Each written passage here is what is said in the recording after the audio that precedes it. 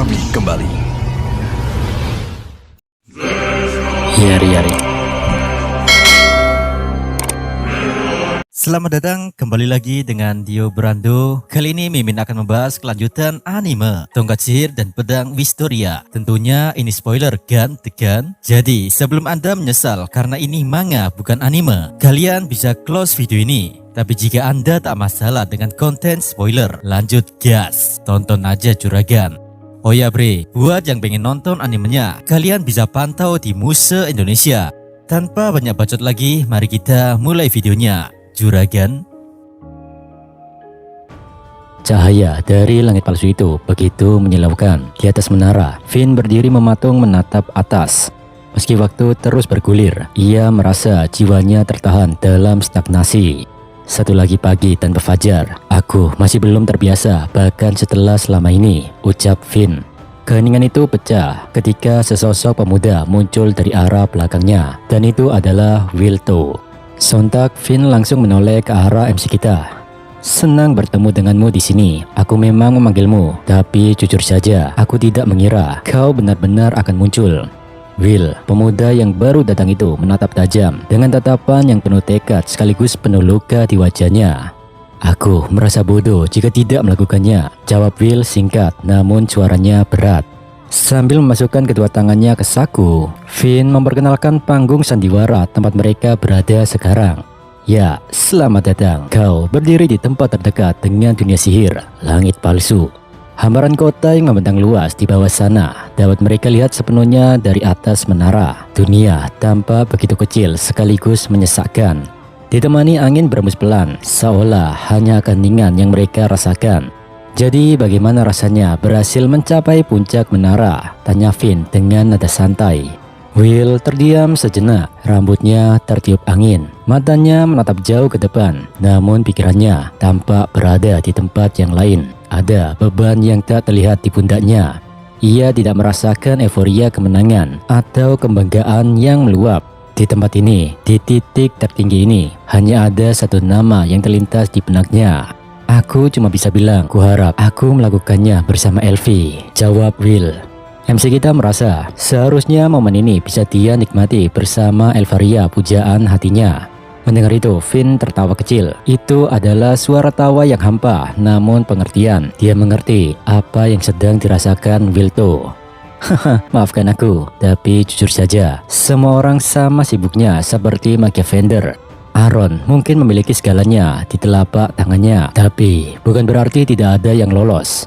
Di sisi yang lain, ada orang-orang yang perlu dirawat, bangunan yang harus diperbaiki. Ada juga yang lagi mengintegrasi musuh, lubang yang harus diisi. Semua itu butuh waktu, ucap Finn. Pria cilik ini yang bernama Finn menjelaskan kepada MC kita, meskipun Aaron dan Machiavender yang lain merupakan simbol kekuasaan, namun semua itu tetap meninggalkan sebuah ironi karena kenyataan pahitnya. Kekuasaan absolut sekalipun tidak bisa membendung semua kekacauan. Pada ujungnya, perang hanya menimbulkan luka di sudut-sudut kota. Di dalam bangsal-bangsal darurat, banyak erangan rasa sakit memecah kesunyian. Luka yang dibalut perban menjadi saksi bisu dari pertempuran yang baru saja usai. Jalanan kota yang dulunya bersih kini dipenuhi reruntuhan batu dan kayu berserakan, dan tentu membangunnya kembali akan memakan waktu yang tak singkat. Kendati begitu, di ruang bawah tanah yang dingin dan lembab, jenis pekerjaan lain sedang berlangsung, di mana para penyihir menara sedang melakukan interogasi pada para Gotia yang tubuhnya sudah dikunci dalam kristal-kristal es yang membekukan raga. Informasi adalah senjata terakhir yang harus mereka dapatkan untuk memastikan badai ini tidak kembali lagi. Di tempat yang lain, Kreus berada di tengah koridor yang megah namun terasa sunyi. Kenangan lama berkelebat seperti bayangan dinding. Sosok kawan yang dulu tertawa bersamanya kini hanya tersisa dalam ingatan. Ya, sebuah gambaran masa lalu yang kontras dengan kebisuan saat ini. Pertempuran bukan hanya meninggalkan luka, tapi juga tentang ruang kosong di dalam hati yang ditinggalkan oleh kawan yang telah pergi. Kreus tertunduk lesu, matanya yang biasanya memancarkan tekad kini meredup dalam perenungan. Ia menatap ke bawah bukan karena menyerah, melainkan karena dia sedang menghitung harga yang harus dibayar untuk sampai ke titik ini. Meski berhasil mengalahkan para Gotia, namun Kreus merasa hampa. Waktu mungkin bisa menyembuhkan luka dan mengisi kembali lubang-lubang yang ada. Namun untuk saat ini, ia hanya bisa berdiri di sana, terjebak di antara memori masa lalu yang hangat dan realitas masa kini yang dingin. Lalu ujung jarinya menyentuh permukaan keyboard di hadapannya. Itu adalah sebuah gerakan kecil namun syarat akan emosi. Klik-klik. Suara sentuhan itu menggema tipis. Seketika itu juga sebuah layar atau panel bercahaya menampilkan tulisan yang saya nggak tahu apa artinya. Sementara itu keheningan masih menyelimuti puncak menara. Tatapan Will masih tajam dan dingin, seolah-olah tidak ada ruang untuk ramah tamah, apalagi hanya untuk merayakan kemenangan yang berdarah. Kau tidak tertarik dengan basa-basi ya? Lontaran suara Finn terdengar santai, hampir mengejek, memecah kesunyian yang mencekam. Finn memahami, pemuda di hadapannya ini bukan lagi orang yang sama seperti bocah polos yang baru memulai perjalanan, melainkan Will adalah seorang yang hanya menginginkan satu hal, yakni kebenaran. Finn dan Will seperti titik-titik kecil di atas kemegahan struktur menara yang mereka pijak, dan langit palsu di atas mereka seolah menjadi saksi bisu atas sebuah kebenaran yang akan Finn ungkapkan. Baiklah, sebagai hadiah karena telah mengatasi kejahatan Baal, aku akan menjawab apapun pertanyaanmu. Tapi satu saja ya, oleh karena itu, pikirkan baik-baik, tanya Finn. Hanya satu pertanyaan, hanya satu kesempatan untuk mengungkap rahasia yang mungkin bisa mengubah dunia atau justru menghancurkan jiwa pelontarnya, yakni Wilto. Dan ya, pemuda itu kini berdiri di persimpangan jalan di mana satu kalimat saja akan menentukan langkahnya ke depan. Oh ya, saya nggak tahu Baal nih ceritanya sudah tewas atau gimana. Tapi di manganya sendiri nggak dibuatin panel begituan juragan. Tahu-tahu Finn sudah naik ke atas menara dan ngajak Will ngobrol-ngobrol. Angin bertiup lebih kencang, seolah mempermainkan ujung rambut Wilto. Di tengah keheningan yang sangat menyesakkan, sang pemuda ini tidak ragu. Ia tidak butuh waktu lama untuk memikirkan satu-satunya pertanyaan yang diizinkan. Fokusnya tidak teralihkan oleh musuh yang baru saja ia kalahkan atau kehancuran di sekelilingnya. Matanya yang tajam menatap lurus, mencerminkan tekad yang sudah mengakar jauh sebelum ia menginjakkan kaki di puncak menara ini. Ceritakan padaku tentang kekuatan ini, tentang Whis, ucap Wilto. Itu adalah sebuah misteri yang selama ini mengalir dalam darahnya. Ini tentang kekuatan yang membawanya sejauh ini namun tetap terasa asing. Will tidak mencari sejarah dunia atau nasib musuhnya, namun dia lebih tertarik tentang jati dirinya. Mendengar permintaan itu, Finn terdiam sejenak. Ada gurat keterkejutan yang samar sebelum akhirnya berubah menjadi seringai tipis. Ia sempat meragukan pilihan pemuda di sebelahnya. Kau yakin tidak mau menanyakan tentang Baal? Tanya Finn memastikan. Udara di puncak menara seolah membeku saat jawaban itu mulai terucap. Will tertegun, matanya melebar saat menyadari bahwa intuisi yang selama ini menghantuinya ternyata benar. Ada ikatan gelap yang menghubungkan kekuatannya dengan entitas yang baru saja ia hadapi. Whis dan makhluk itu memang ada hubungannya. Aku sih bisa merasakannya. Mungkin menjawab salah satunya bisa menjawab yang lainnya. Mendengar ucapan Will itu, Finn memberikan apresiasi dingin. Bagus sekali dan benar, sahutnya mengakui ketajaman insting Will. Dengan seringai yang menyembunyikan maksud terselubung, rahasia itu akhirnya dibongkar tanpa keraguan. Whis itu senjata maha kuasa, diciptakan untuk menghabisi Celestial Host dan secara lebih luas lagi Baal, ucap Finn. Kebenaran itu menghantam seperti badai karena Whis bukanlah sekedar bakat atau sihir biasa. Itu adalah instrumen mengerikan yang dirancang khusus untuk menjatuhkan musuh sejati di atas langit palsu. Dan tentu hal itu membuat Will menyadari bahwa di dalam dirinya ia membawa sebuah kutukan sekaligus takdir yang jauh lebih besar dari sekedar memanjat menara. Karena Will adalah sosok yang diciptakan untuk menjadi dewa. Anjirlah, merinding bulu ketiak saya baca narasi. Saat mendengar penuturan dari Finn, sontak wajah Will terkejutnya bukan main. Matanya terbelalak, napasnya seakan tertahan saat mendengar kebenaran yang baru saja dilontarkan. Namun, penjelasan itu belum berakhir. Apa yang ia miliki ternyata lebih kompleks daripada sekedar sebuah senjata. Finn bilang, 5 abad yang lalu, dengan bantuan kekuatan agung dari magi Queen Mercedes dan para Magia Vendor terdahulu, penduduk Utopia, bangsa Lizards, berhasil memukul mundur pasukan surgawi dan menangkap Baal. Ilustrasi kuno di sini menunjukkan momen kejayaan tersebut, di mana kekuatan sihir yang luar biasa mengepung sang iblis agung, lalu mengurungnya dalam segel. Namun, di balik sorak-sorai kemenangan itu, muncul sebuah keputusasaan yang sunyi, di mana mereka semua segera menyadari kebenaran yang sangat mengerikan, bahwa mereka hanya bisa mengurung, bukan memusnahkan. Seberapa besar pun kekuatan yang dikerahkan, selalu ada batasan yang tak bisa ditembus orang-orang kuat dan penyihir hebat sekalipun. Sontak ketidakpercayaan menyelimuti pikiran Will. Loh, bahkan Magi Queen Mercedes dan Magia Vendor tak bisa menghabisi Baal? Tanya Will. Suaranya bergetar antara keraguan dan rasa ingin tahu yang mendalam. Lantas sosok di hadapannya merentangkan tangan dengan gestur meremehkan, seolah-olah sejarah kejayaan manusia hanyalah sebuah lelucon kecil baginya. Tidak, mereka juga tidak mampu. Maka dari itu, mereka memutuskan mencoba menggabungkan kekuatan tongkat sihir dan pedang, saut Finn. Rahasia itu kini terungkap dengan sangat jelas. Kelemahan dari satu sisi hanya bisa ditutupi oleh sisi yang lain. Para pendahulu menyadari bahwa keajaiban murni atau kekuatan fisik mentah tidak akan pernah cukup untuk menghancurkan Baal. Tentu, informasi ini membuat Will terkejut. Kebenaran ini seolah menghantam jiwanya dengan keras, karena Wish bukan sekedar sihir baru, melainkan sebuah anomali. Di dalam dirinya, dua dunia yang biasanya saling menjauh, kini bersatu menjadi satu kekuatan destruktif yang mampu membelah takdir. Hal ini membuat Will mengerti bahwa dia adalah eksperimen 500 tahun yang akhirnya membuahkan hasil. Will merupakan sebuah senjata yang tercipta dari keputusasaan para legenda. Di situ, Finn menunjuk jari ke arah MC kita.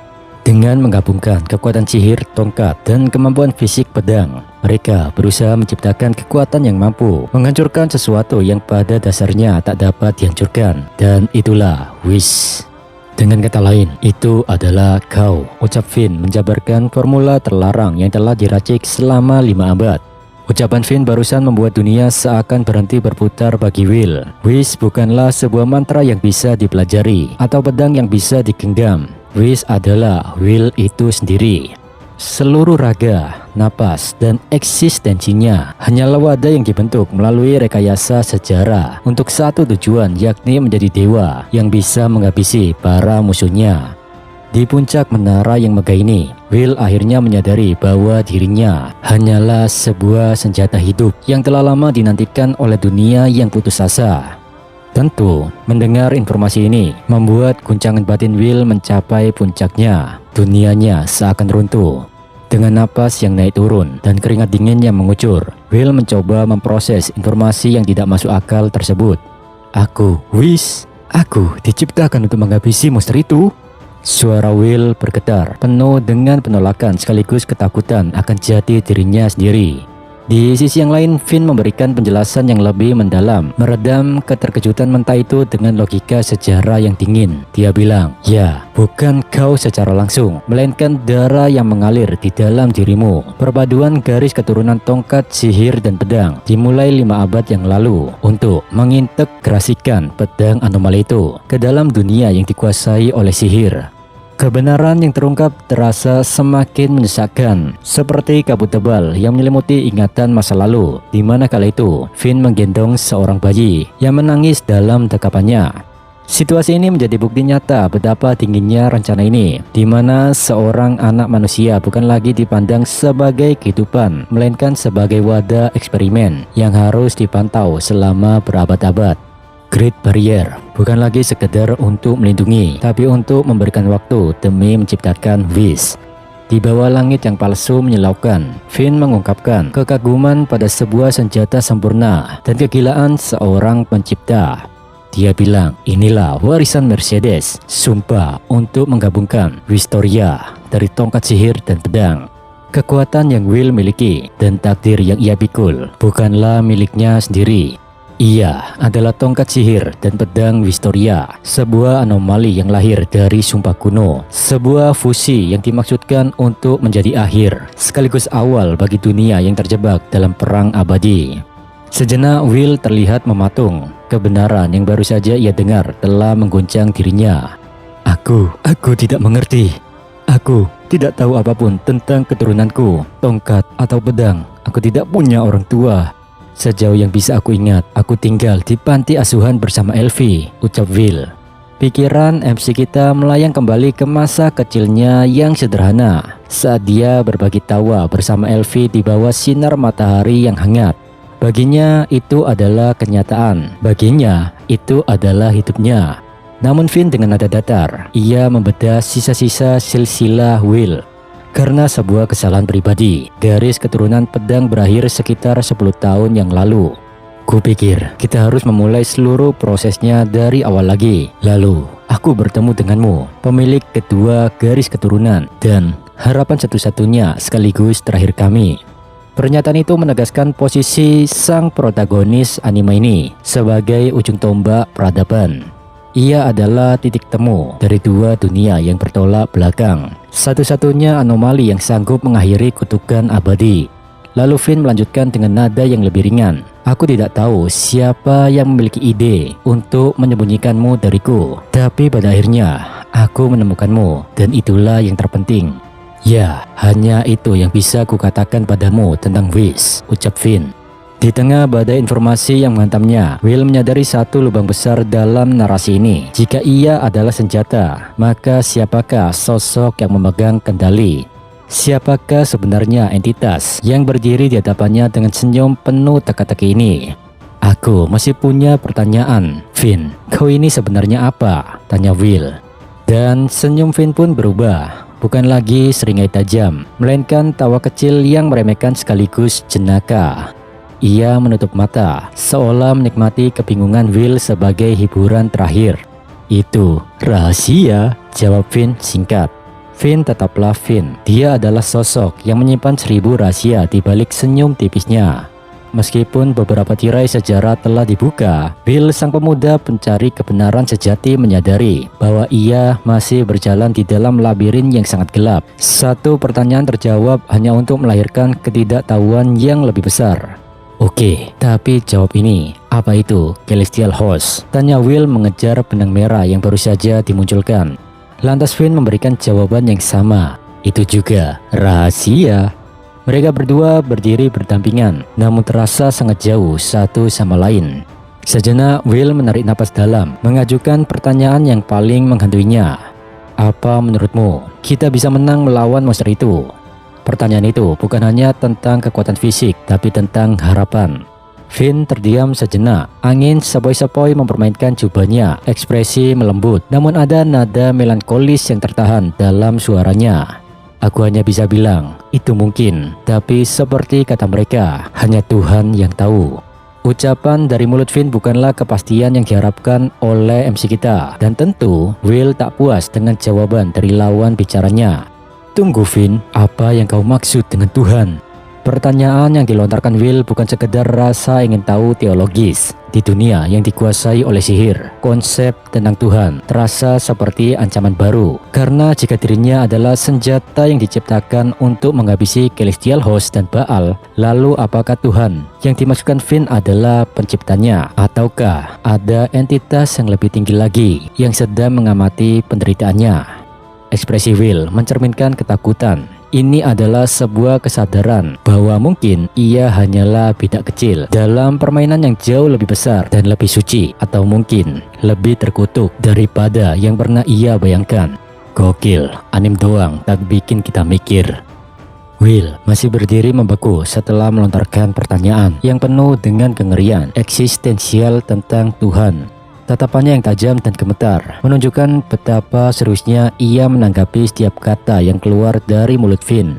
Di sisi yang lain, Finn terdiam sejenak. Kemudian dengan santainya ia membalikkan keadaan, seolah pembicaraan tentang takdir dunia dan entitas Tuhan hanyalah sebuah gurauan ringan di sore hari. "Ah, maaf ya, aku hanya asal bicara," ucap Finn sambil tersenyum tipis yang penuh rahasia. Finn membiarkan Will dan kita semua bertanya-tanya apakah semua penjelasan tentang Wish, silsilah darah, dan ancaman Baal hanyalah sebuah ujian batin atau kebenaran yang sengaja dikaburkan. Momen tegang tentang eksistensi Tuhan yang sebelumnya memicu kekuatan Will kini beralih menjadi sebuah pernyataan sarkastik dari Finn. Finn mempertanyakan apa yang sebenarnya diketahui dunia yang telah ditinggalkan oleh Tuhan dan tentang konsep ketuhanan itu sendiri. Namun di tengah retorika tersebut, Finn melontarkan pengakuan yang membuat Will terkejut. "Kau cenderung melupakan beberapa hal ketika sudah hidup lebih dari 5 abad." Pernyataan santai Finn tersebut menjadi bom informasi kedua bagi Will. Jika sebelumnya MC kita hanya fokus pada sejarah 500 tahun tentang penciptaan Wish, kini ia menyadari bahwa sosok yang berdiri di hadapannya bukan sekedar saksi sejarah, melainkan pelaku sejarah itu sendiri. Will tertegun menyadari bahwa Finn telah hidup lebih dari 500 tahun. Wajah Will mencerminkan ketidakpercayaan yang mendalam. Ia mencoba untuk membantah atau setidaknya memahami, namun kata-katanya tertahan. "Finn, aku tidak..." Di saat yang sama terdengar teriakan lantang, "Explosion!" Bongkahan es raksasa mencuat dari permukaan tanah, membentuk pilar-pilar kristal yang tajam dan menjulang tinggi. Kekuatan yang begitu masif itu mengempaskan siapapun yang berada di dekatnya. Finn yang tak sempat menghindar terlempar ke udara dengan teriakan panik. Tidak!" Di tengah kekacauan itu, pemilik Sir S, yakni seorang gadis berambut biru muda, Elvaria, datang berlari kencang dengan raut wajah penuh kekhawatiran kepada Will Servoto. "Will, kau tidak apa-apa kan?" serunya dengan mata yang berbinar penuh rasa kecemasan sekaligus kasih sayang yang meluap-luap. Will yang masih shock hanya bisa terpaku mencoba mencerna situasi. "Iya, tapi bagaimana dengan Finn?" tanya Will terbata-bata, mengkhawatirkan rekannya yang baru saja terpental jauh. Namun perhatian Elvi sudah terkunci sepenuhnya pada Will. Dengan nada kesal sekaligus protektif, ia menjawab, "Lupakan saja si cebol itu. Apa kau tahu seberapa banyak masalah yang dia timbulkan dengan tes-tes bodohnya itu? Tes inilah, tes itulah. Aku dan Carissa hampir tewas dari salah satu tes itu," ucap Elvi. Sementara di kejauhan, sosok Finn terlihat masih melayang jatuh sambil berteriak pasrah. Di situ Elvi masih bersikeras meyakinkan Will bahwa Finn bukanlah orang yang perlu dikasihani. Dengan ekspresi kesal ia menggemaskan, ia berseru, "Dia itu orang jahat." Will yang polos hanya bisa menatap dengan wajah bingung dan berkeringat dingin. Sungguh?" Elvi pun mengangguk mantap, menambahkan bahwa setiap kali ia mencoba menyingkirkan Finn, pria kecil itu selalu kembali untuk membalaskan dendam. Maka dari itu, Will nggak usah mengkhawatirkan Finn. Pungkasnya tegas, membuat Will hanya bisa pasrah dan menjawab pelan, Baiklah kalau begitu." Setelah suasana sedikit tenang, Will menatap Elvi yang duduk bersimpu di hadapannya. Dengan rasa penasaran yang besar, ia bertanya, "Jadi itu, bagaimana kau bisa ada di sini?" Suasana seketika berubah. Elvi menatap tajam ke dalam mata Will. Wajahnya memerah tipis dan dia bilang kalau dirinya mengetahui keberadaan Will dari Great Mage Aron. Ia terdiam sejenak sebelum mengungkapkan alasan sebenarnya. "Aku mengkhawatirkanmu loh, Will." Kata-kata itu menggantung di udara, menunjukkan betapa kuatnya ikatan dan perhatian yang dimiliki Elvi terhadap pemuda di depannya. Seolah mengabaikan segala kekacauan yang baru saja ia perbuat, suasana haru seketika berubah menjadi sesi interogasi yang panas. Elvi yang awalnya terlihat sedih, kini mulai meluapkan kekesalannya. Dengan nada dramatis, ia bercerita bahwa dirinya sempat datang mencari Will, tapi MC kita tidak ada, dan malah meninggalkannya dengan pergi keluyuran entah kemana bersama Lihana. Will yang panik mencoba membela diri. "Nani, ayolah, kalau aku menarikmu keluar dari pertempuran di lapisan pertama, maka tidak ada yang tahu apa yang akan terjadi." Namun Elvi tidak mau mendengar. Ia justru mengungkit hal lain yang lebih spesifik. "Alasan saja kamu itu. Lalu bagaimana saat kamu membiarkan Lihana masuk ke kamarmu, ha?" Will terbelalak, keringat dingin mengucur deras. "Bagaimana kau bisa tahu?" teriaknya kaget. Jawaban Elvi sangat singkat dan mutlak. Dia bilang, aku bisa tahu karena detektif jenius Kiki yang mengatakannya. Katanya, kamu juga selingkuh dariku dengan Sion, Coleto, Julius, Wignall, dan sekarang Lihana. Lalu sekarang, apa yang mau kamu katakan untuk membela dirimu? Mendengar daftar nama yang disebutkan, termasuk teman-teman laki-lakinya, Will hanya bisa terperangah dengan wajah datar. Ia berteriak frustasi. Oke, tunggu. Sekarang aku sadar kalau kamu tidak tahu apa itu selingkuh. Tampaknya Bre, definisi selingkuh di kepala Elvi sedikit terlalu luas bagi orang normal. Jadi kalau begini, apakah Elvaria masih menjadi my bini kalian? Bisa-bisa kalian gak bakal bisa ngopi bersama teman tongkrongan. Kesabaran Elvi akhirnya habis. Air mata mulai menggenang di sudut matanya saat ia meledak dalam tangisan kekanak-kanakan yang keras. Wah, seharusnya kamu hanya boleh memperhatikanku, teriaknya sambil mengayunkan tangan dengan panik, menunjukkan sisi posesifnya yang meluap-luap. Will yang berada di depannya hanya bisa memasang wajah pasrah sekaligus lelah. Di tengah kebisingan itu, Will bilang, 10 tahun dan kamu masih belum berubah ya. Baginya, Elvaria sang penyihir agung yang ditakuti dunia tetaplah gadis cengeng yang sama dengan yang ia kenal sejak kecil. Dan tubuh Elvi menimpa Will. Di tengah keheningan yang tiba-tiba tercipta setelah kegaduhan tadi, Elvi terdiam sambil menatap Will yang berada di bawahnya. Dia bilang, tempat ini adalah yang paling dekat dengan langit. Aku ingin menjadi orang pertama yang datang ke sini bersamamu. Di bawah cahaya lembut yang menyelimuti puncak menara, Elvi masih terbaring di atas dada Will. Keheningan yang menyelimuti mereka terasa begitu menenangkan. Dengan suara pelan yang tulus, Elvi membisikkan keinginan yang terdalam yang selama ini terpendam di balik sikap manjanya. Dan saat mendengar pengakuan jujur itu, pertahanan Will runtuh. Rasa bersalah menyelimuti hatinya karena telah membuat Elvi khawatir dan merasa ditinggalkan. Dengan tatapan mata yang sendu namun penuh kasih, ia menjawab lirih, maafkan aku Elvi. Namun Elvi tidak membiarkan kesedihan itu berlarut. Ia sedikit tersenyum mengingat kembali komunikasi rahasia mereka selama ini. Iya, gak apa-apa Abang Wilto, karena setidaknya aku menerima suratmu. Yang kamu tulis itu benar-benar membuatku senang, ucap Elvi pelan. Mengetahui bahwa pesan-pesannya sampai ke tangan Elvi, Will merasa sedikit lega. MC kita masih mendekap pujaan hatinya sambil menatap langit dengan perasaan syukur yang mendalam. Will juga merasa beruntung memiliki perantara kecil yang setia. Syukurlah aku punya Kiki yang bisa mengirimkan surat untuk Elvi, batinnya sambil tersenyum tipis.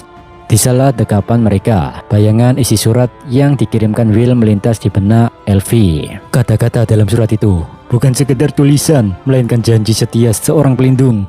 Ada kemungkinan Magia Fender akan menjadi target, tapi aku akan melakukan segalanya yang aku bisa untuk ingat, hatiku selalu bersamamu, tulis Will dalam pesannya. Senyum tipis Elvi tersungging di bibirnya yang kemerah-merahan. Kata-katamu itu loh Mas Will, seperti mantra yang menghangatkan hatiku, bisik Elvi lirih, mengakui bahwa kekuatan terbesarnya bukan berasal dari sihir, melainkan dari dukungan Ayang Wilto. Di sisi yang lain, Will merasa gagal memenuhi janjinya sendiri. Ia merasa ironis karena pada akhirnya dia yang harus diselamatkan oleh Elvi berkali-kali. Mendengar itu, Elvi mendekatkan wajahnya, menatap langsung ke mata Will, seolah tidak ada jejak kekecewaan di wajahnya. Yang ada hanyalah ketulusan yang murni. Tidak apa-apa, sebenarnya aku lebih menyukai seperti itu, jawabnya tegas. Bagi Elvi, tidak masalah siapa yang menyelamatkan siapa. Yang terpenting adalah kenyataan bahwa mereka saling memikirkan satu sama lain di dunia yang penuh dengan batasan ini. Di tengah hamparan es yang mulai mencair di bawah langit menara, Will merenungkan perannya. Aku jarang menjadi pelindung, gumamnya lirih. Merasa bahwa kemampuannya seringkali tidak cukup di dunia sihir yang kejam ini. Namun ia menyambung dengan keyakinan yang tulus. Aku suka menjadi pelindung. Itu memberiku kesempatan untuk menolong orang yang aku cintai dan menjaga mereka. Bagi Will, kekuatannya bukan tentang kejayaan, melainkan tentang keselamatan Elvi. Suasana yang hangat perlahan berubah menjadi serius saat Will menanyakan sesuatu yang selama ini mengganjal di pikirannya. Ia sedikit menoleh ke arah Elfie dan bertanya, "Elfie, apa kamu tahu sesuatu tentang Baal?" Pertanyaan itu membuat Elfie terdiam sejenak. Ia menatap ke depan dengan pandangan yang dalam, seolah melihat kembali memori masa lalunya saat baru saja diangkat menjadi penyihir tertinggi. "Iya, mereka menunjukkannya padaku sesaat aku menjadi Magia Vendor. Aku bahkan tidak bisa menghitung berapa kali aku ingin menyerah saja dan pulang kembali padamu. Tapi kemudian aku memikirkan apa yang akan terjadi jika aku membuang semua itu. Berapa banyak penderitaan yang akan dialami dunia dan juga kamu. Dan aku tidak bisa melakukannya," ucap Elfie dengan suara gemetar. Dengan tulus ia menambahkan, "Maafkan aku, Wilto." MC kita membalas, "Tidak ada yang perlu kamu sesali, Elfie, Juan." Lalu kemudian Will menyentuh tangan Elfie. Will memahami bahwa beban yang dipikul Elfie di puncak menara jauh melampaui imajinasi siapapun. "Jika aku berada di posisimu dan diperlihatkan monster seperti itu pada hari pertamaku, aku juga akan sulit untuk menyerah. Kurasa akhirnya aku mengerti kenapa Akademi dan Menara begitu tak kenal kompromi dan alasan dibalik kenapa mereka menuntut para murid dan penyihir menjadi serba bisa, yang terbaik dari yang terbaik," sambung ucapan Will. Dalam keheningan momen itu, tangan Elfie memegang tangan MC kita sambil Elfie menyandarkan kepalanya. Dengan nada yang melankolis, ia bertanya, "Apa menurutmu berlebihan jika suatu hari aku ingin melihat matahari terbenam? Apakah orang-orang akan memaafkanku karena ingin melihat ada apa di balik langit ini?" Itu sebuah pengakuan sederhana yang terasa mustahil bagi mereka yang terkurung dalam menara. Will terdiam sejenak, lalu menatap Elfie dengan binar mata yang kembali penuh semangat. MC kita berseru, "Kenapa begitu? Ayo kita lakukan setelah semuanya berakhir. Ayo kita lihat matahari terbenam bersama." Janji sederhana itu seolah meruntuhkan tembok keraguan Elfie. Di tengah ancaman masa depan yang gelap, tekad Will untuk membawa Elfie melihat dunia luar menjadi cahaya kecil yang menerangi jalan mereka ke depan. Sontak saat mendengar ajakan Will, Elfie tertegun sejenak.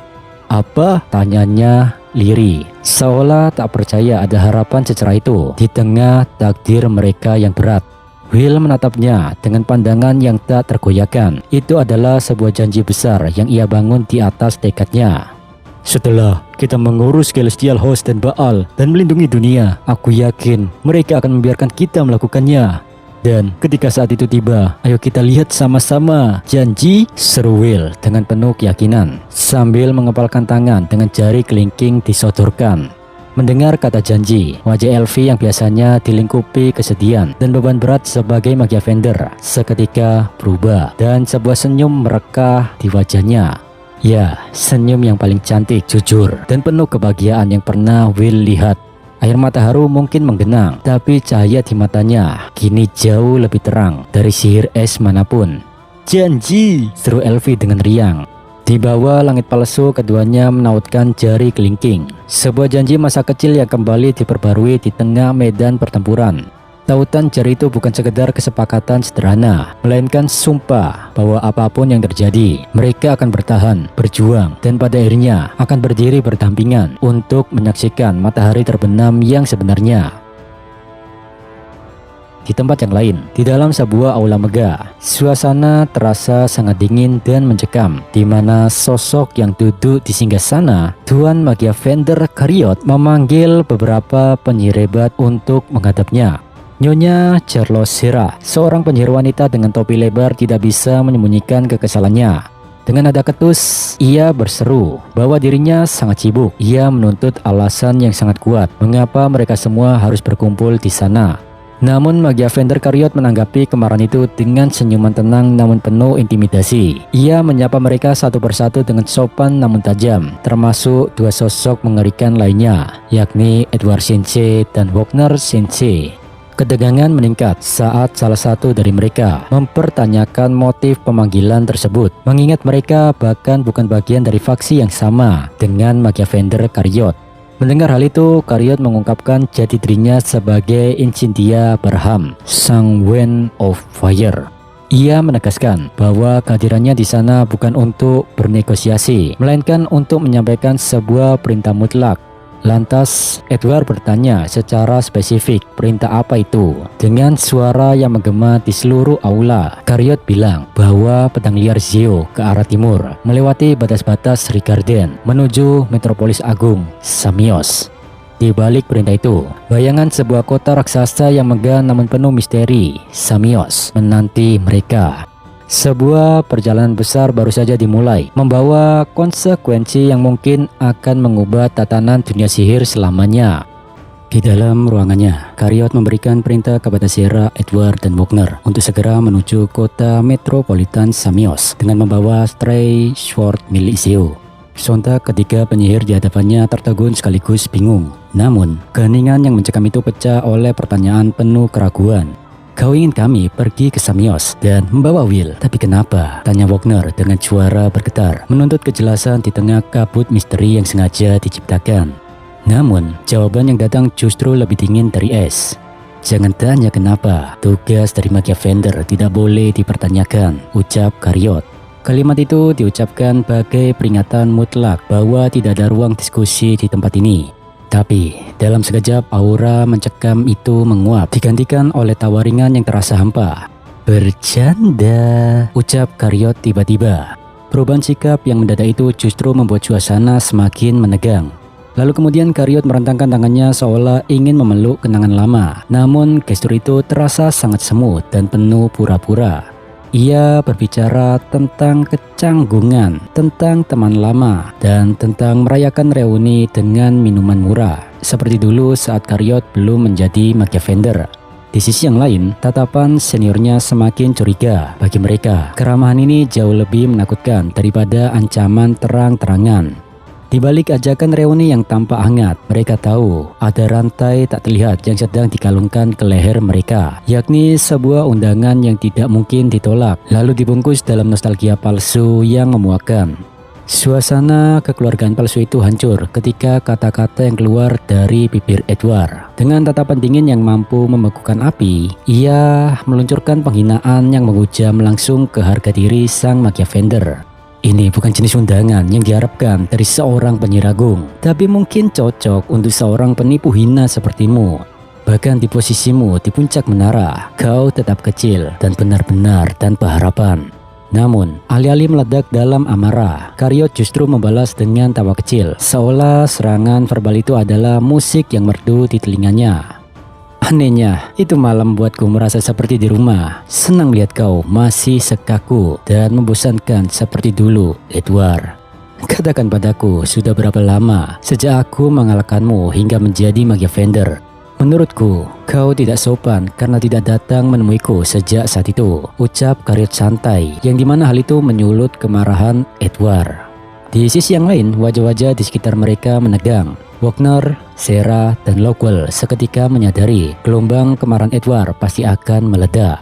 Kesabaran telah menguap, menyisakan hawa panas yang menyesakkan. Dan yang benar saja, Edward bersiap melepaskan sihirnya ke arah Karyot.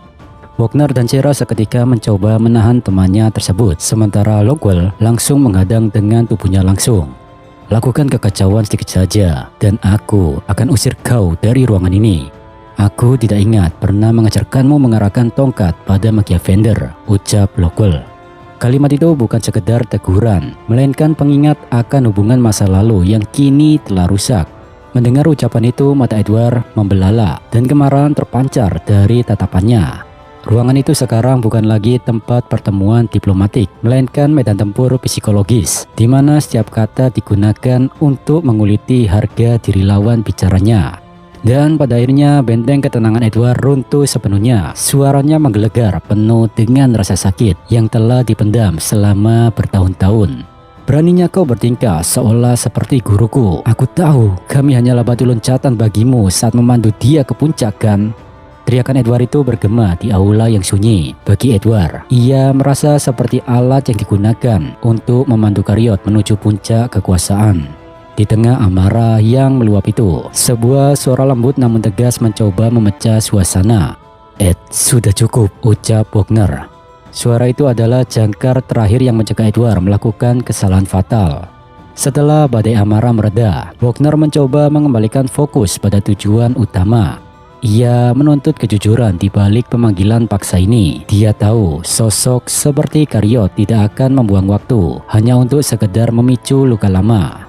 Menjawab pertanyaan dari Wagner, Karyot bilang, "Kau sudah jadi sangat dewasa. Aku jadi senang." Baiklah, mari kita lanjut ke alasannya. Kami telah menerima informasi baru dari Arvin and the gang soal Gotia. Seketika itu juga wajah para penyihir terkejut mendengar hal ini. Lalu kemudian panel beralih, di mana kita diperlihatkan saat Arvin dan kawan-kawan diinterogasi para penyihir menara. Saat itu Bre, dengan nada putus asa, Arvin bilang, "Baiklah, aku akan bicara. Hanya saja, berjanjilah kalian akan menyelamatkan Sade." Dan dari informasi yang diberikan Arvin saat itu, dia ngasih tahu bahwa dalam penyerangan ini masih ada kelompok terpisah dari pengikut Gotia yang masih bergerak secara rahasia dan sekarang beroperasi di luar wilayah hukum Rigarden, lebih tepatnya di Samios. Di situ, Karyot menjelaskan lebih lanjut bahwa para pelaku serangan di anime ini pada awal season 2 atau tragedi Terminaria, termasuk penyihir yang dikenal sebagai Headless, itu berada di sana, di Sarios. Dari informasi ini, Wagner menyadari bahwa musuh yang telah menghabisi Bruno Sensei masih hidup dan kini berada di luar jangkauan mereka. Sembari tetap duduk di singgasananya, Karyot bilang, menara memang berhasil mengalahkan serangan Gotia, tapi kemenangan itu datang dengan harga yang harus dibayar. Lalu masalahnya sekarang, untuk memberantas sisa-sisa para Gotia, tidak ada personel dari faksi-faksi yang dapat ditugaskan ke Samios. Secara tidak langsung di sini Karyot memberitahu kalau kemenangan atas Gotia saat ini hanyalah awal dari tragedi yang baru. Menyimpulkan hal ini, Sera mengerti kenapa Karyot menunjuk mereka bertiga untuk ke Samios. Di situ Karyot tersenyum. Itu adalah sebuah ekspresi yang tampak ramah tapi menjijikan, karena kita tahu sendiri realitas dari obrolan ini sangat pahit, di mana Wagner dan kawan-kawan terpilih bukan karena kemampuan, melainkan karena posisi strategis mereka yang berada di luar faksi utama. Dengan nada tanpa beban, Karyot menjelaskan bahwa para ajudan dan magia vendor sendiri terikat oleh protokol ketat sehingga mereka tidak boleh meninggalkan menara sebelum segalanya stabil. Ketiga penyihir itu kini menyadari bahwa mereka adalah tangan kanan yang dikirim ke medan yang tidak bisa dijangkau oleh otoritas tertinggi menara. Namun pertanyaan besar masih menggantung di udara, menciptakan keraguan di mata Wagner Sensei. Apa alasan kau ingin kami membawa Will juga? Pertanyaan Wagner itu membelah keheningan, menuntut jawaban atas keterlibatan seorang anak muda yang tampak tidak seharusnya berada dalam pusaran konflik ini. Lantas jawaban yang diberikan Karyot tidak menyisakan ruang untuk perdebatan. Dia bilang, itu keinginan penyihir agung Aaron dan Finn. Suasana di aula besar dipenuhi keheningan. Tak ada lagi protes, tak ada lagi jalan kembali ketika para penguasa tertinggi telah berkehendak, sehingga para penyihir di bawahnya hanya punya satu pilihan, yakni menjadi instrumen perubahan atau hancur dalam gejolak yang akan datang di Samios. Panel berpindah di dalam perpustakaan yang tenang. Tempat itu kini justru terasa semakin menekan saat bidak-bidak catur mulai diletakkan di atas papannya. Di situ Wagner Sensei menjelaskan kepada semua orang yang ada di tempat ini tentang perintah ke Samios dengan membawa Will. Gokilnya si Bre, MC kita tak keberatan akan hal ini karena dia merasa sudah terbiasa dengan tugas rahasia. Tapi yang Will bingungkan, kenapa Lihana dan kawan-kawan dilibatkan juga dalam misi tersebut. Di situ, Edward menjelaskan dengan nada yang berat bahwa menara sedang dalam kondisi kritis, di mana serangan sebelumnya telah melumpuhkan fleksibilitas faksi-faksi besar, dan mereka tidak mau mengambil resiko dengan melepas penyihir berpangkat tinggi. Namun di sisi yang lain, ancaman yang tidak terduga menuntut tindakan yang lebih dari sekedar bertahan. Maka dari itu, Wagner berpikir sebagai gantinya mereka memilih satu penyihir dari berbagai faksi sebagai perwakilan. Satu demi satu wajah-wajah terpilih muncul dalam keheningan yang mencekam. Sion dari faksi api, Julius dari faksi es, Kuleto dari faksi tanah, Lihana dari faksi petir, dan Wignall dari faksi elf. Setiap tatapan mereka membawa beban faksi masing-masing. Ada ketegangan, keraguan, namun juga tekad yang membara. Wagner kemudian menegaskan peran dirinya dan Edward Sensei adalah mengisi kekosongan perwakilan dari elemen kegelapan dan angin yang hampir hancur sepenuhnya. Sementara untuk perwakilan elemen cahaya akan ditunjuk Great Mage Aaron dan akan bergabung nanti. Di situ Sera memberitahu Lyanna. Dia bilang, "Lyanna, kau adalah kasus khusus. Kami tidak ingin membiarkanmu sendirian, sementara anggota lain dari faksi petir sedang keluar melakukan hal yang tidak diketahui." Setelah informasi tersebut dibeberkan, ruang perpustakaan yang tadinya hening kini dipenuhi dengan suara-suara ketidakpuasan dan optimisme yang dipaksakan. Sion dengan gaya angkuhnya mengakui bahwa kondisi menara memang sedang di ujung tanduk, namun ia tidak bisa menyembunyikan kekesalannya atas kekurangan personel dalam misi ini. Di sisi yang lain, Julius hanya bisa mendesa pasrah. Dia merasa keberuntungan mereka kali ini adalah jenis kesialan yang paling buruk. Ya, menurutku ini kesempatan bagus untuk kita semua. Kita jadi bisa keluar dari Rigarden. Kalau dipikir-pikir, ini seperti liburan loh. Jadi minasan, kenapa kalian berpikiran negatif terus? Suara ceria Koleto memecah awan mendung di ruangan itu. Baginya misi berbahaya ini justru tampak seperti liburan yang sangat dibutuhkan. Kontras antara keceriaan Koleto dengan wajah-wajah serius Julius dan Sion menciptakan ketegangan baru. Namun, sindiran tajam tidak butuh waktu lama untuk muncul. Sera dengan nada sinisnya menuding bahwa para penyihir muda ini hanya berpura-pura kesal. Padahal sebenarnya mereka merasa terhormat terpilih untuk misi khusus ini. Tuduhan itu seketika memicu kemarahan Julius dan Sion. "Diam kau, penyihir kepala sapu," ucap mereka berdua. Di balik keributan kecil yang terjadi, pikiran Wignall berkelana jauh lebih dalam di masa lalu. Ia menyadari sebuah pola kebijakan menara telah bergeser drastis sejak peristiwa Bloom Festival. Pengumpulan para penyihir ini bukan sekedar kebutuhan taktis, melainkan sebuah rencana besar yang menempatkan Will dan pedangnya sebagai poros kekuatan dengan menggunakan Sion dan kawan-kawan sebagai elemennya. Terlepas dari prasangkanya itu, Wignall yakin Profesor Wagner tidak akan membiarkan sesuatu yang buruk terjadi pada Will. Di sisi yang lain, ketegangan mulai muncul, di mana Sion dan Julius saling menatap kesal. Dan di tengah amarah yang tertahan itu, suara Wignall terdengar seperti penengah yang dingin dan logis. Apapun perasaan pribadi kita terhadap perintah ini, kita harus mempersiapkan diri untuk tugas yang telah dipercayakan kepada kita. Kata-kata dari Wignall itu menyentakkan mereka semua kembali ke realita. Will dengan optimisme khasnya mencoba mencairkan suasana. Dia berjanji akan melakukan yang terbaik seperti biasanya. Dan entah mengapa tatapan Wignall terlihat sayu. Dalam benaknya dia merasakan kekhawatiran yang begitu mendalam pada Will sahabatnya.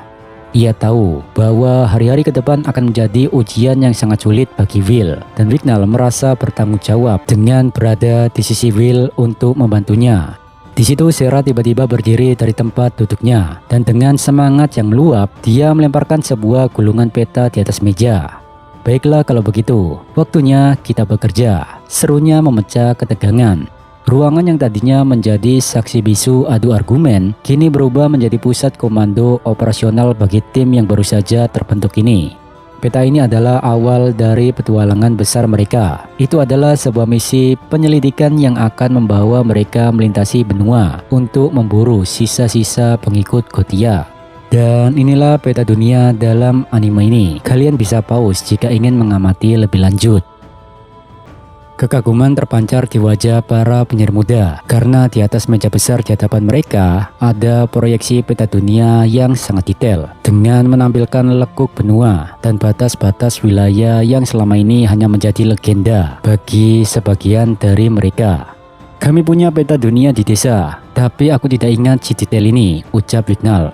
Sedangkan Sion memberikan penjelasan dingin. Dia mengungkapkan bahwa sejak pemberontakan Dwarf, menara telah menerapkan kebijakan ketat untuk menjaga pengetahuan geografis tetap terkunci rapat dari publik. "Kita akan menuju ke timur, ke salah satu dari 3 ibu kota besar dunia kita, yakni Samios," ucap Sera dengan antusias sambil mengetukkan jarinya tepat di atas sebuah titik di ujung timur peta. Sambil mengangkat jempolnya dan senyum semangat, Sera mendeskripsikan bahwa Samios adalah surga dunia. Itu adalah kota metropolitan dengan pantai-pantai luar biasa, pemandangan indah, dan tentu saja deretan makanan lezat. Sera menobatkan Samios adalah salah satu tempat terbaik untuk liburan sebelum tewas. Bahkan dia sampai mengingatkan Will dan kawan-kawan untuk membawa pakaian renang. Namun hayalan indah itu segera dibenturkan pada kenyataan pahit dan skeptis oleh Wagner Sensei. Perlu kuingatkan, kita pergi untuk melakukan misi, bukan liburan, ucap Wagner mencoba menarik kembali suasana ke arah yang lebih serius. Diskusi beralih pada rute perjalanan yang mustahil. Menurut Liana, Samios memang terlihat dekat di peta, namun jarak aslinya mencapai 1000 kail dari Rigarden. Dan tantangan terbesarnya bukan pada jarak, melainkan perairan Belmdet yang membentang tepat di jalur mereka.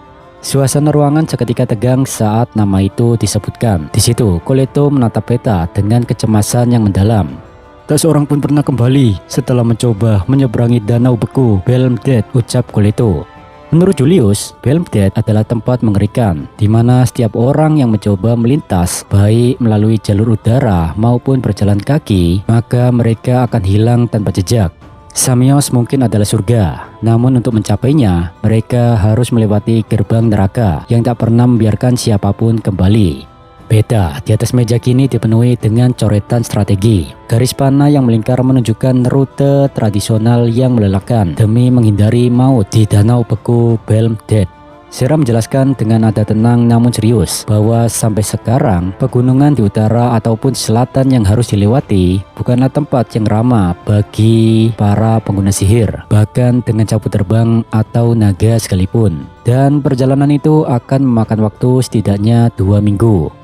Sambil menyilangkan tangan, Julius tahu kalau Sera sedang menyembunyikan sesuatu. Namun jika memang ini kebenarannya, maka dia tidak akan tahan melakukan perjalanan selama itu dalam misi ini, karena anggotanya adalah teman-temannya yang menyebalkan.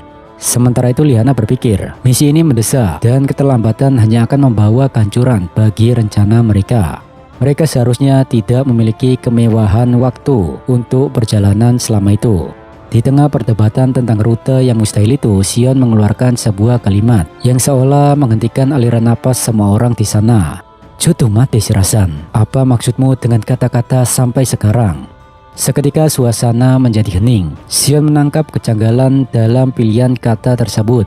Kemudian panel melakukan zoom in pada wajah Sera. Ia hanya memberikan senyum tipis yang penuh teka-teki. Itu adalah sebuah ekspresi yang mengingatkan bahwa ia mengetahui jalan pintas yang dianggap mustahil oleh dunia.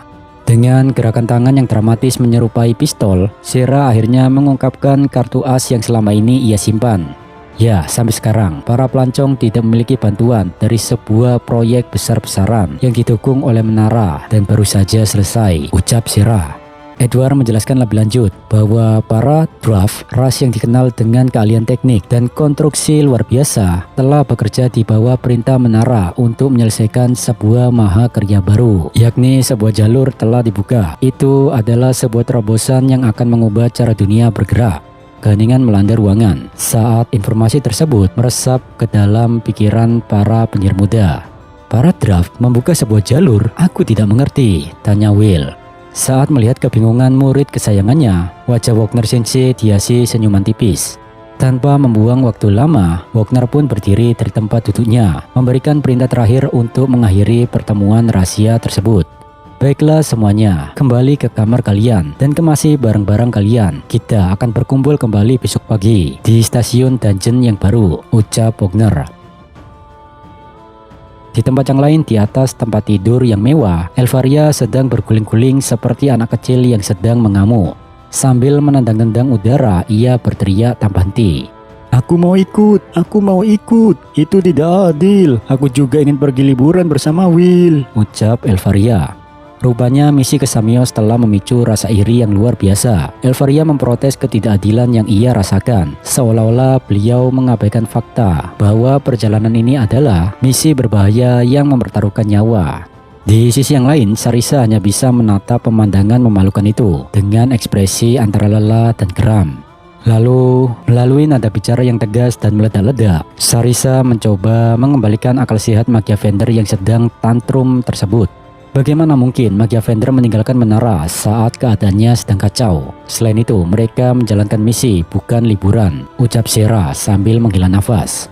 Meski sudah dilarang gimana pun, Elvaria tetaplah Elvaria. Dia bahkan berniat menggunakan klonnya agar bisa ikut ke Samios.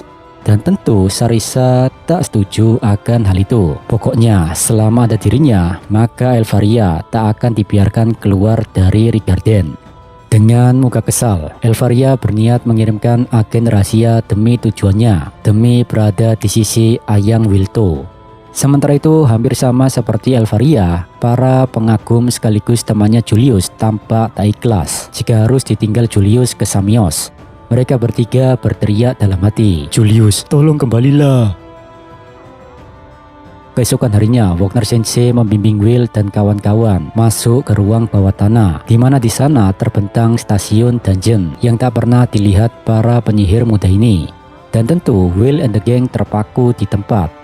Gak lama kemudian terdengar gemuruh menggema di seluruh penjuru stasiun, dan itulah adalah bunyi yang menandakan kedatangan kereta. Sontak Sion terkejutnya bukan main, karena logika pikirannya sudah terbiasa dengan sapu terbang dan tunggangan hewan. Ini adalah pertama kalinya Sion melihat kereta tut tut tut, siapa nggak turun. Malah nyanyi, maaf pemirsa. Ekspresi Sion menunjukkan antara takut dan takjub. Baginya keberadaan mesin transportasi sebesar dan secanggih ini adalah sesuatu yang dianggapnya mungkin sebagai mitos. Namun kini kenyataan itu berdiri tepat di hadapannya. Will dan kawan-kawan masih melangkah menuruni tangga. Cahaya kota di atas sana kini digantikan oleh lampu buatan yang menerangi struktur bawah tanah ini. Sepertinya pembangunan masih berlangsung di beberapa tempat, tapi tetap saja ini sangat mengesankan. Siapa juga yang menyangka ini dibangun tepat di luar kota.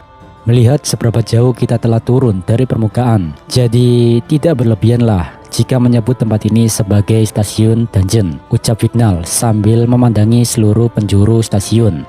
Di tengah rasa kekaguman mereka, sebuah suara berat dan penuh semangat memecah suasana. "Will, kawanku!" teriak salah satu dwarf yang bernama Donan.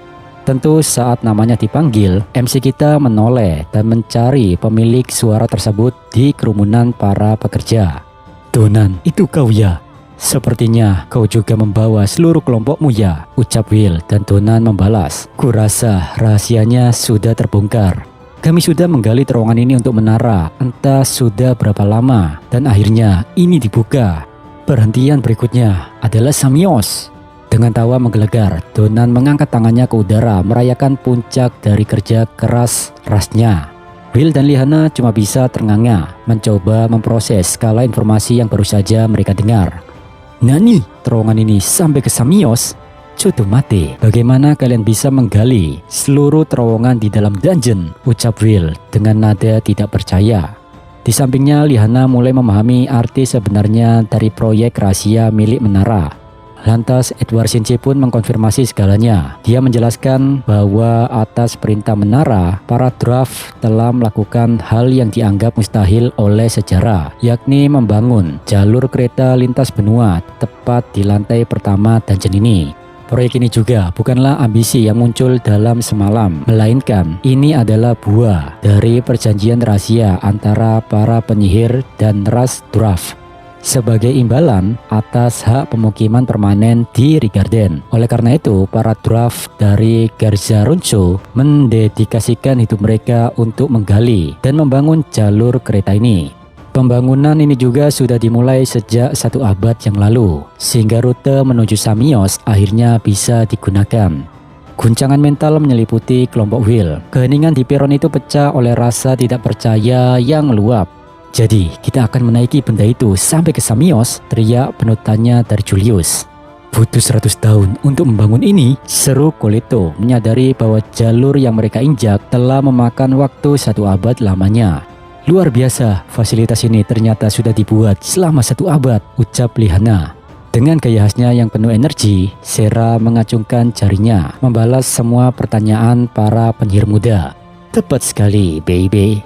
Sambil duduk santai di atas koper besarnya, Sera bilang, "Apa kita sudah siap berangkat? Aku mulai bosan menunggu nih." "Halo, Kreus?"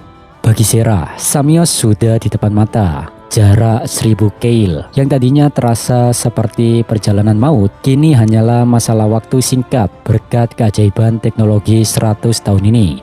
Namun di tengah keriuhan persiapan itu, fokus beralih pada sosok pria berkacamata yang tampak sangat serius. Itu adalah Creus.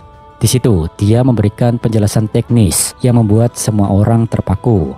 Dengan nada bicara yang tajam dan sedikit merendahkan, Creus menegaskan bahwa perjalanan ini tidak sesederhana naik dan berangkat. Kereta ini yang ia sebut sebagai Dungeon Express adalah item sihir terbesar yang pernah diciptakan oleh Institut Atas, meskipun masih dalam tahap uji coba. Creus menjelaskan dengan penuh kebanggaan bahwa seluruh struktur kereta ini adalah mahakarya seni sihir, di mana dari badan kereta terbuat dari adamantite. Hal itu membuat kereta mampu menghancurkan monster apapun yang menghalangi jalurnya. Lalu ada juga sistem Pomine di bawah gerbong dengan energi penyihir, yang dimana hal itu dirancang untuk menciptakan dorongan luar biasa yang belum pernah ada sebelumnya. Creus tampak tenggelam dalam penjelasannya sendiri. Dia memamerkan bakatnya yang tak tertandingi dalam mereplikasi lingkaran sihir setara gerbong utama di setiap sambungan kereta. Baginya kereta ini adalah bukti nyata dari kejeniusannya yang melampaui para penyihir hebat lainnya. Creus juga meminta semua orang bersujud kepadanya atas kemajuan teknologi yang ia ciptakan. Seolah mengabaikan ocehan panjang Creus yang dipenuhi istilah teknis, Sera kembali mengambil alih suasana dengan sikap bodoh amatnya. "Jangan khawatir guys, mesinnya bergerak dan itulah yang terpenting," ucap Sera. Suara uap yang berat bergema di peron saat pintu otomatis Dungeon Express perlahan terbuka menyambut para penumpang. Di situ Will berjalan lesu sambil mencekram erat koper besarnya, seolah-olah dia mencoba meyakinkan diri bahwa semua ini nyata. "Aku tidak menyangka kita akan naik kereta ini ke Samios," ucap Will. Berbeda dengan Will yang penuh keraguan, Julius justru mengkhawatirkan hal yang lain. "Kita akan berada di benda ini cukup lama kan? Kamar kita sebaiknya mewah. Aku tidak menjadi penyihir tingkat tinggi hanya untuk hidup sengsara," ujar Julius dengan nada datar. Dan di ambang pintu kereta, sosok misterius yang menyambut mereka memberikan jaminan terakhir. Sosok itu bilang bagian dalam dibuat senyaman mungkin. "Percayalah padaku, tidak ada yang akan hidup sengsara di sini." Di tengah hiruk-pikuk persiapan keberangkatan di dalam gerbong, sebuah suara yang sangat familiar memecah suasana. Will yang tadinya sedang asik berbincang dengan rekan-rekannya tiba-tiba mematung. Ekspresi wajahnya berubah drastis dari penuh semangat menjadi shock yang mendalam. "Nani?" gumamnya nyaris tak percaya dengan apa yang baru saja ia lihat. Bukan hanya Will saja, bahkan Lihana, Julius, dan Wignall seakan tak percaya dengan sosok di hadapan mereka. Seolah-olah mereka nih sedang melihat hantu. Dan dari balik pintu gerbong yang terbuka, sosok tersebut tersenyum lebar yang penuh percaya diri. "Hei Will, maaf aku telat dan sepertinya aku harus bilang, lama tidak bertemu ya," ucapnya dengan nada santai. Sosok misterius ini ternyata Rosti, pemirsa. Kehadiran Rosti seperti petir di siang bolong bagi Will dan kawan-kawan. Di saat mereka mengira hanya kelompok terpilih yang akan menjalankan misi rahasia ini, anehnya sosok dari masa lalu muncul kembali di saat yang paling tidak terduga. Apakah Rosti ini adalah orang yang ditunjuk Aaron sebagai perwakilan faksi elemen cahaya? Mencurigakan. Tapi bukannya Rosti itu sudah meninggal ya bang? Lah Rosti kan, ayo dipikirkan secara logika.